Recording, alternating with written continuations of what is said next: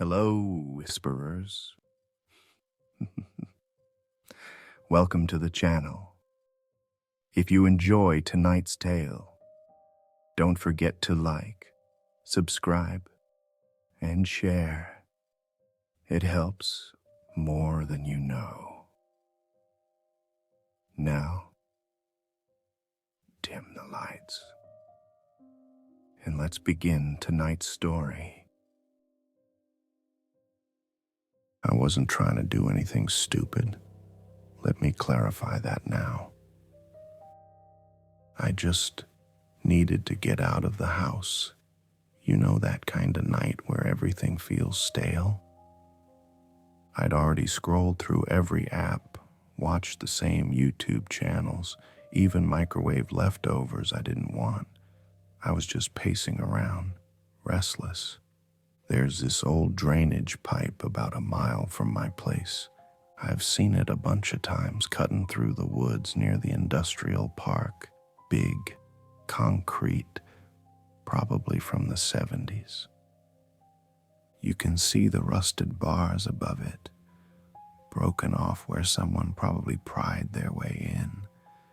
The kind of place teenagers dare each other to go inside.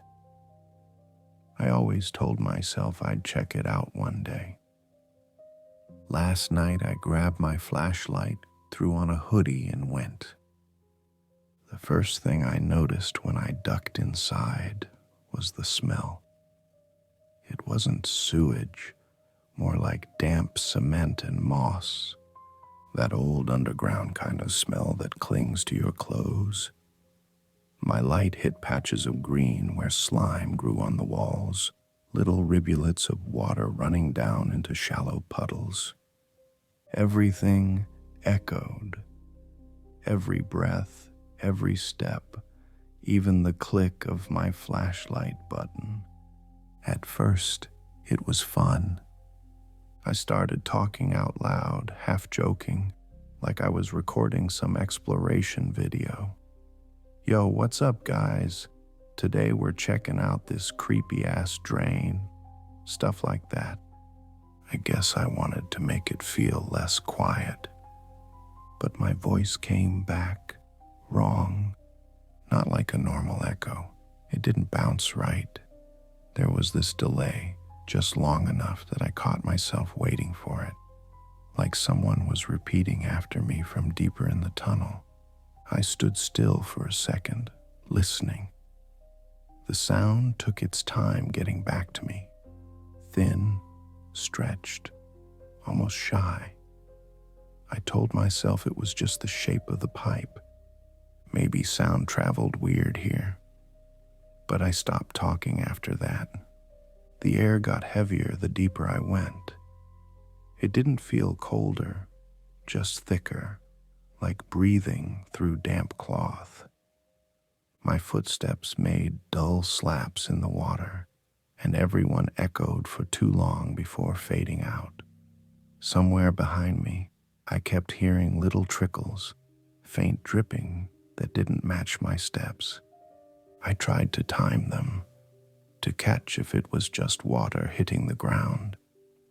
But every few seconds, I'd hear a splash that didn't line up with mine.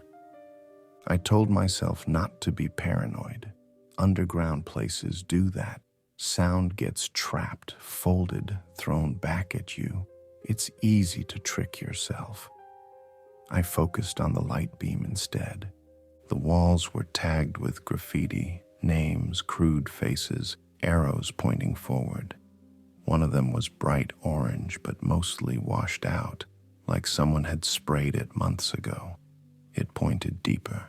A few feet past that, I found a pair of old sneakers sitting side by side in a puddle. The laces were tied together in a perfect bow.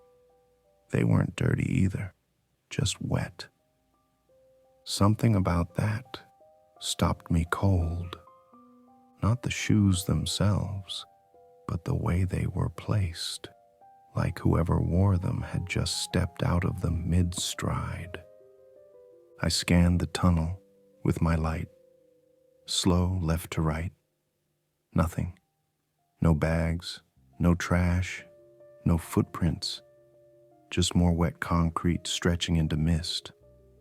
That's when I heard it, a small, distinct splash behind me, not far back, maybe 15 feet.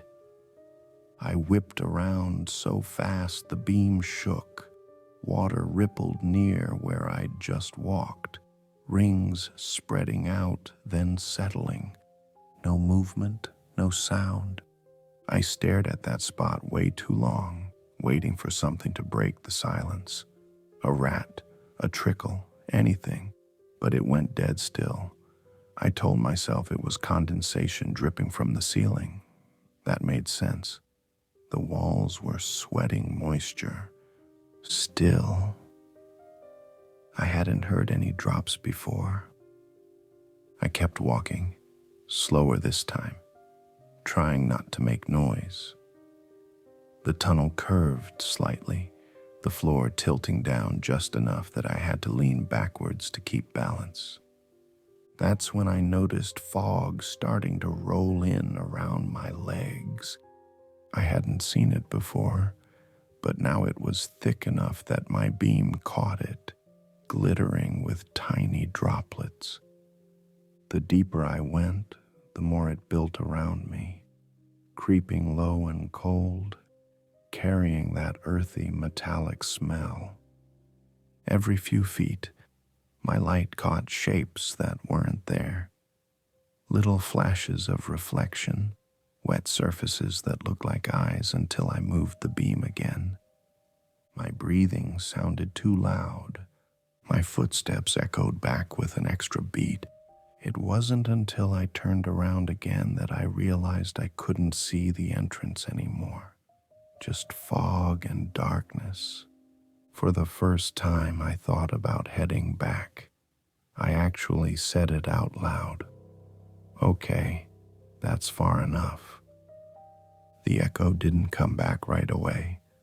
When it did, it was softer, like someone whispering the same words from a distance. I froze. My fingers went tight around the flashlight, and under all the sound, under the water, the echo, the drip, I heard something else. A faint scraping, like nails or bone, dragging across concrete. Slow, careful. That's when I realized how still everything had gotten. No dripping, no hum, no wind. Just that thin, dragging sound behind me. And the air, it didn't just feel heavy anymore. It felt alive. I should have turned back. Every instinct told me to, but I just stood there with my flashlight shaking in my hand, trying to convince myself I hadn't heard anything. The sound was gone now, nothing but water and silence. It's weird how your brain works in places like that. You start rewriting reality just to keep moving forward. It's just echo. It's just water. It's just your own footsteps. Anything but what it feels like. I told myself I'd go another 20 feet, maybe see if the tunnel opened up. After that, I'd turn back. That was the deal I made with myself. The fog thickened as I moved. It wasn't just in front of me anymore. It was around me, brushing against my arms, drifting low around my legs. My light caught tiny droplets, hanging like dust. It gave everything this underwater look. I kept close to the wall, dragging my hand along the concrete to steady myself. The surface was slick, cold, and uneven, dotted with patches of slime that came off on my palm. The deeper I went, the more the smell changed. Still wet cement, but sharper now, metallic. A few minutes in, I found something half buried in a puddle, a torn piece of fabric, maybe from a jacket. It was stiff, like it had been soaked and dried too many times.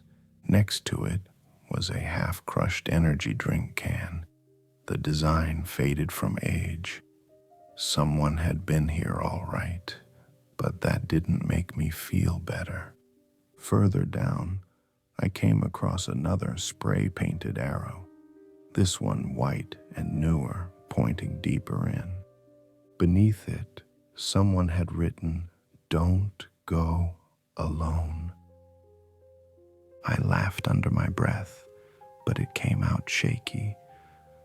I wasn't laughing because it was funny. I was laughing because I didn't know what else to do. My beam flickered then, just once, quick enough to make me jolt. I tapped it with my thumb and it steadied, but the light looked weaker now. Maybe the batteries were low. I'd only brought one set. I tried to stay calm, but the sound behind me kept shifting.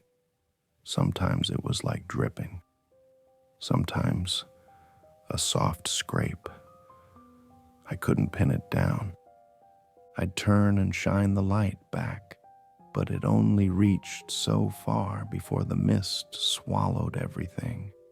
Every time I turned back forward, the tunnel looked different. Not dramatically, just small things. Cracks I didn't remember. Patches of darker stone. Places where the floor seemed to dip when it hadn't before. The slope got steeper. The air was thicker. The water deeper now, lapping just above my ankles. My steps echoed louder, carrying that hollow splash far beyond what felt possible. That's when I started hearing footsteps. Not clear ones, not heavy, just faint slaps, perfectly matching mine. At first I thought it was echo, but it was too perfect. The sound didn't follow. It followed me, like something was keeping pace just far enough behind to stay out of the light. I stopped walking.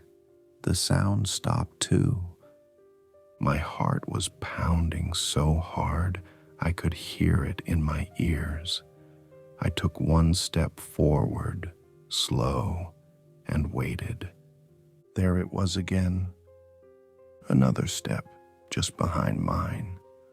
I spun around so fast the light hit the walls, spraying glare across wet stone. Nothing there, no movement, no sound. "Hello?" I called out. My voice cracked halfway through. The echo came back, late again, but this time it wasn't quite my voice. It was softer, maybe lower, like someone else repeating the word from farther down. "Hello?" Same pitch, same word, just off. I took a step back and my heel hit something solid. I whipped the light down, an old plastic backpack, waterlogged and torn. The zipper was open. Inside, I saw a phone case, swollen and cracked, and a disposable camera half covered in rust. There were scratches on the wall behind it, parallel lines about shoulder height, dug into the concrete like someone had tried to claw their way forward. I told myself they were tool marks, but I couldn't make myself believe it. The sound started again. Not steps this time, not dripping, something shuffling. I tightened my grip on the flashlight, forcing myself to breathe slow. I aimed the beam behind me and caught the fog curling, disturbed by something moving in it. Not fast, not close, just moving. I thought maybe it was a draft. Air currents do weird things underground, but then I saw it. A faint ripple across the water's surface, heading straight toward me. I stepped back. The ripple kept coming. I flicked my light around, looking for another path, but there wasn't one. Just a straight tunnel behind and a deeper one ahead. I don't know why I didn't run. I think I still believed I could explain it somehow. I remember whispering under my breath, "It's just water. It's just water." But the sound behind me, whatever it was, started breathing. Not loud, not close, but steady. Inhale, exhale, wet. And every time I stopped, it didn't. That's when I realized it wasn't echo. It was following my rhythm, and it was getting closer. I don't know how long I stood there listening. The sound behind me, the breathing, never sped up, never slowed down. It just stayed steady, like it wasn't even tired, like it didn't need to be. I wanted to turn around. I really did. But every time I moved, the air shifted. It felt like something was waiting for me to give it a reason. I took one careful step back. The water rippled. That's when I caught it, just for a second. My flashlight beam swept across the fog and caught a shape. Pale, long, close to the ground. It wasn't a trick of the mist. It moved. I froze, light shaking in my hand. The shape stopped too, half hidden in the fog, low like it was crouching. For a moment, it looked human, maybe another explorer crawling out. I almost called out again. Then it lifted its head. Not like a person, not smooth. It tilted, snapped upward in one sharp motion too fast to follow. The light hit its skin, colorless, stretched thin, veins raised like cords under wax. And where eyes should have been, there was nothing, just smooth hollows that caught the beam and sent it back in dull reflection. I stumbled backward, splashing into the water. The flashlight jerked, bounced off the wall, and for half a second, it went black. Click, dash, dash, flicker, dash, dash. Back on, the tunnel was empty. I aimed the light straight down the center, but the fog had thickened so much it swallowed everything past 10 feet. The water still rippled, spreading in slow rings. My chest hurt from holding my breath. I told myself it was just adrenaline. Maybe I'd imagined the whole thing. Maybe my brain filled in a shadow wrong. That's when I realized I didn't know which direction I was facing anymore. The slope looked steeper, the fog thicker. The graffiti I'd passed before, gone. Just smooth walls curving in every direction. I spun the beam behind me. No arrow, no backpack, no shoes. I hadn't turned around. I hadn't taken a side tunnel. But somehow, nothing looked familiar. The water was up to my shins now. I don't remember stepping into anything deeper. It was running too, slow but definite, flowing past my legs toward whatever lay behind me. I started moving, fast now, trying to retrace my steps. Every splash echoed forever, bouncing back like someone else running just a few seconds behind. When I slowed, the echo didn't. It kept running. "Stop," I yelled, and instantly regretted it. The sound hit the walls, folded over itself, came back louder, my voice twisted and hollow, chasing me from the dark. The flashlight flickered again, once, twice, then dimmed to a weak cone barely touching the ground. I slapped it against my palm, desperate. The beam jumped, sputtered, and caught something ahead. Movement. It was crawling, low and fast. elbows scraping along the concrete, limbs bending wrong. It moved like it had too many joints. Every time the light hit it, it froze, head tilting, like it was listening. I stumbled back, heart hammering so hard I felt it in my throat. I turned and ran. The tunnel stretched. I swear it did. Every few steps I'd glance back, expecting to see the glow from the entrance, but it was just more fog, more water, more concrete. The air was thick enough to choke on, every breath tasting like metal and rot. The scraping behind me sped up. Then came the sound of bone on stone, sharp, dry, deliberate. My light hit the wall and caught claw marks, fresh ones, cutting through slime, wet edges still flaking. I tried to keep moving, but the floor dipped suddenly, sending me stumbling into deeper water. It soaked my jeans up to the knees, heavy and cold. I clawed my way back up, light jerking wildly. Something splashed behind me. Not a drop, something heavy. I looked back, and there it was. Half submerged, skin stretched over a body that didn't look finished. Too thin, too long.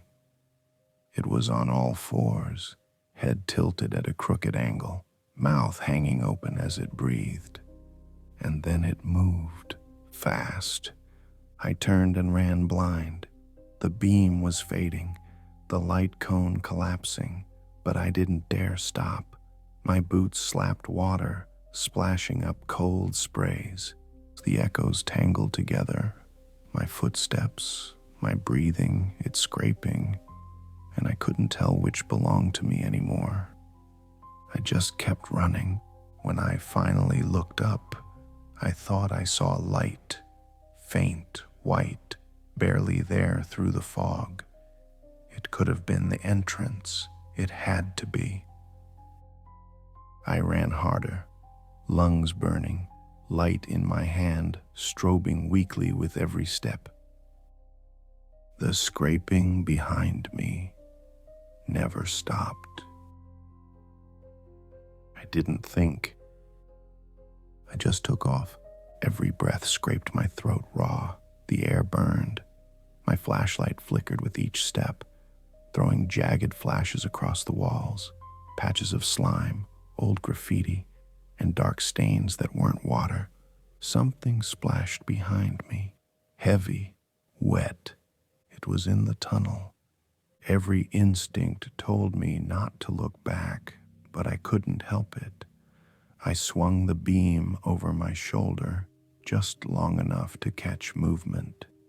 Pale limbs spidering through the fog, elbows high, joints bending the wrong way. It was fast. I turned forward again and nearly slipped on something under the water. My foot hit soft resistance. Fabric, maybe.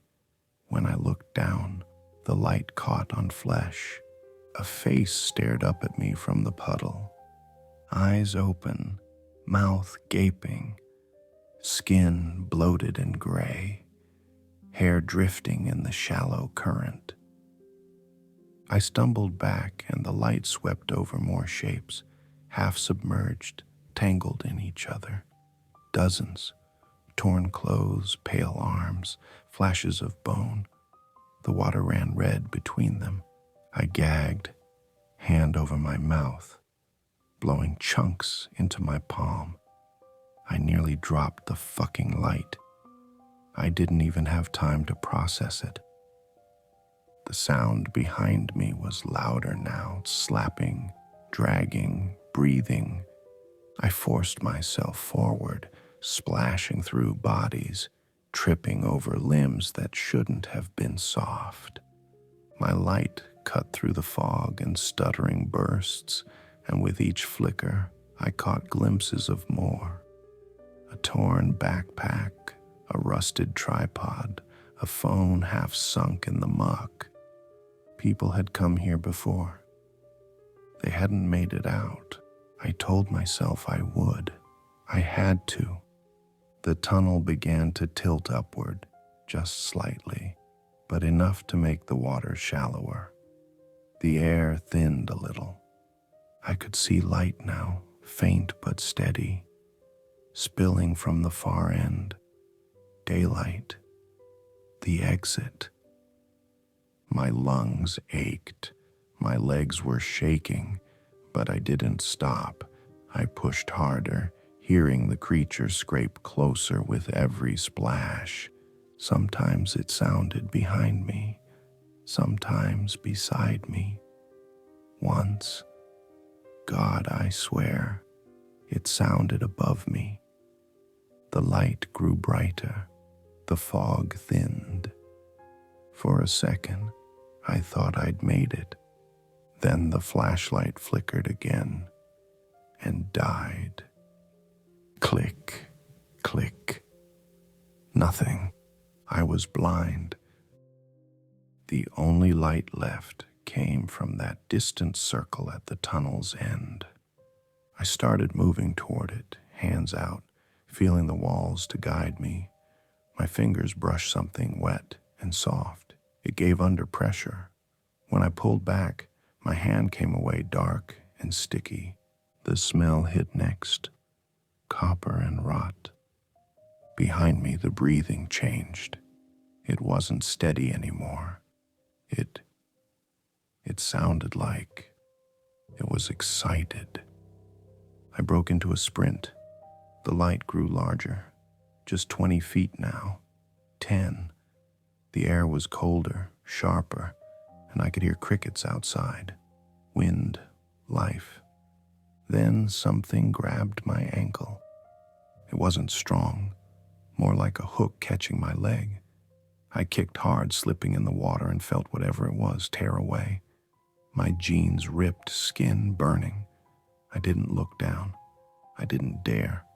I crawled the last few feet, dragging myself through the shallows until I burst out into open air. The night hit me like a wave. Cold wind, the smell of wet leaves, stars overhead, faint through the fog spilling from the tunnel mouth behind me.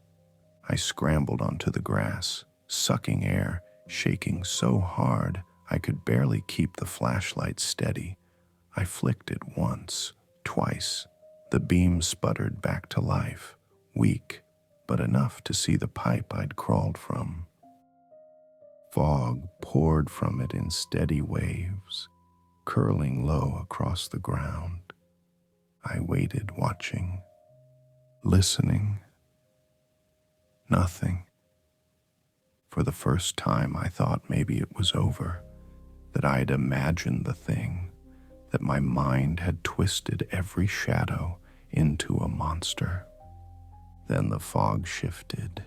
It rolled forward, heavy, as if pushed by something behind it. A shape moved inside, tall, human at first glance, but wrong in the details. It stepped into the light, pale skin stretched thin across bone, hollow eyes glowing faint red from within, a gaunt face, all sharp angles and hunger.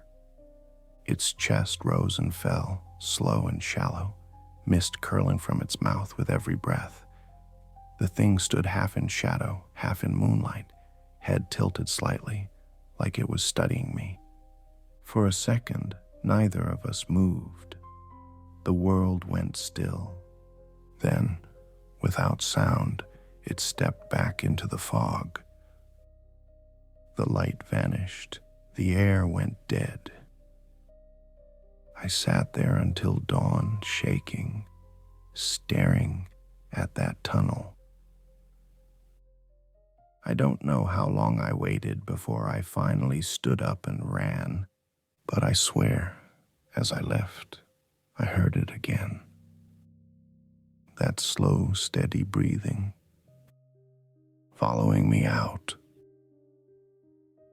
I don't remember running home. Just flashes, my boots slapping pavement, fog behind me, the world tilting sideways. When I finally stopped, I was outside my apartment. I don't even remember unlocking the door. Inside, everything felt too bright, too normal. The hum of the fridge, the clock ticking in the kitchen. I stood there dripping on the tile, staring at the floor, trying to convince myself I'd made it out, that I was safe now. I peeled off my clothes, shoved them in a trash bag, and stood under the shower until the water ran cold. The drain gurgled, clogged with mud and grit from the tunnel. When I leaned down to clear it, I swore I saw something pale twist in the water before vanishing down the hole. I told myself it was just dirt. Everything down there was dirt. After, I sat on the couch, wrapped in a towel, flashlight on the table beside me. I couldn't bring myself to turn off the lights.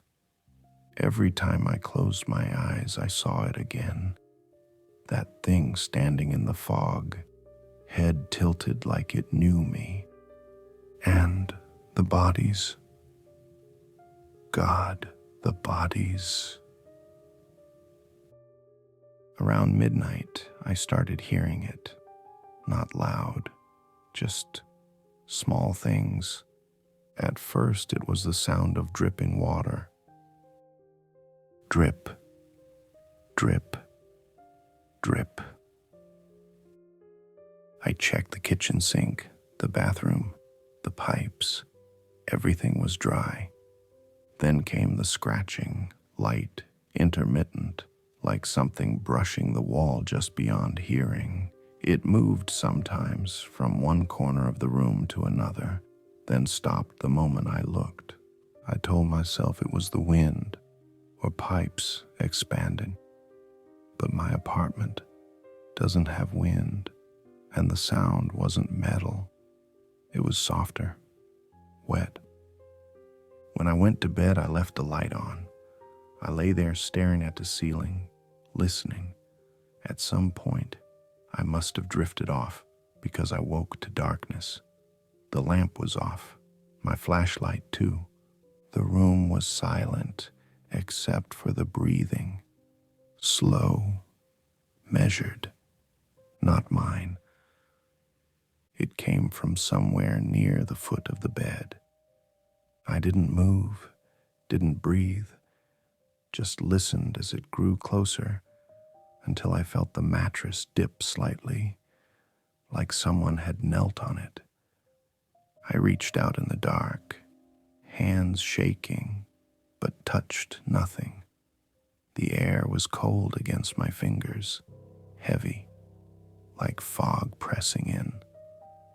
I don't remember falling asleep again. I don't even know if I did. But when morning came, I found muddy footprints on the floor leading from the front door to my room. They stopped just beside the bed. The door was still locked. I told myself I tracked the mud in myself, that it wasn't real, but every time I try to clean it, the prints come back.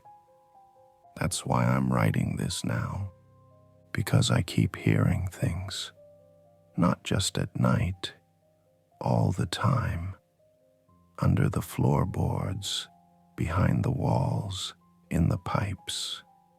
I can't tell what's real anymore. I don't think it ever left that tunnel. I think I just brought the tunnel with me. The air feels thick again. The lights flicker sometimes, and when they do, I catch glimpses of shapes near the corners. Tall, pale, standing too still. If anyone finds this, don't go down there. Don't follow the arrows. Don't listen to the echoes. And if you ever hear breathing that isn't yours, don't answer. I'm writing this out because I think it followed me home.